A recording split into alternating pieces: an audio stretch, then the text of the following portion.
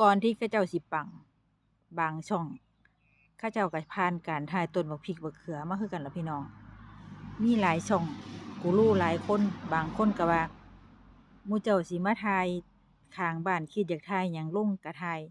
ยามใดหมู่เจ้าสิปังมันก็แม่นอยู่คำนั้นแต่ว่าบ่เก่งเข้าใจคำว่าบ่เก่งบ่คำว่าเกิดมาบ่ได้เก่งทุกคนความสามารถบ่ได้มีคือกันทุกคนแม่นบ่การเว้านี่คือกันบ่แม่นว่าคุณเข้ามาเล่นปุ๊บคุณสิฮู้ปั๊บว่ากดจังซี่จังซี่จังซี่สิก่อนคุณสิผ่านมาคนติดตามเป็นแสนเป็นหยังคุณก็ต้องมีประสบการณ์คุณจังออกมาเว้าให้หมู่ฟังได้แม่นบ่นี่ล่ะบางครั้งเว้าคนที่เขาไปฟังเขาเจ้าก็ท้ออยู่เดะท้ออยู่ว่าอยากได้อยากเล่นแต่ว่ามีคลิปที่แบบเลิศๆจังซี่แหมคลิปแบบคอนเทนต์ดีๆคุณภาพเฮาก็คิดว่าคุณภาพล่ะเนาะถ่ายบักพริกบักเขือต้นไม้ต้นไหลของเฮาไปคุณภาพคุณภาพในแบบฉบับของเฮาจังซี้แหมแต่บางช่องเพิ่นก็เว้าดีๆเด้ก็ถ่ายไปโลดขอแค่บ่ผิดกฎแล้วก็ลงคลิปไปมีปฏิสัมพันธ์บางครั้งคลิปที่เฮาลงฆ่าเวลาอาจสิปังก็ได้แม่นบ่มันบ่แน่มันก็แม่นอีหลีเดะพี่น้องสังเกต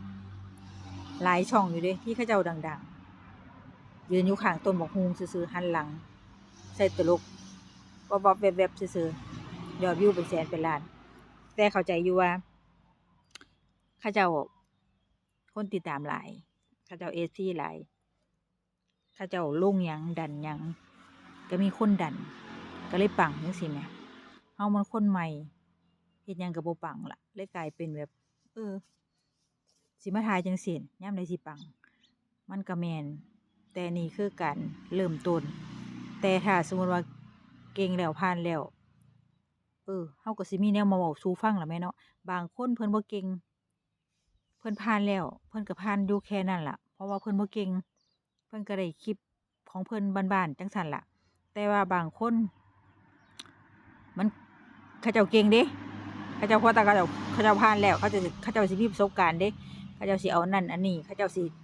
ศึกษาไปเรื่อยๆเขาเจ้ามีเวลาเนาะเวลามีไม่เหมือนกันด้วยคนอื่น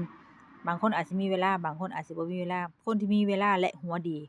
ก็สิคอยศึกษาไปเรื่อยๆแล้วก็เอามาเว้าแล้วก็เอามาแชร์จังซี้แหมแชร์ประสบการณ์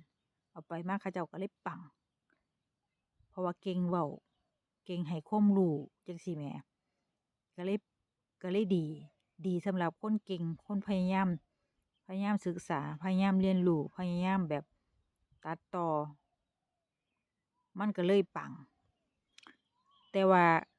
มันบ่คือกันหมดทุกคนแม่นบ่พี่น้องอยู่ที่ว่า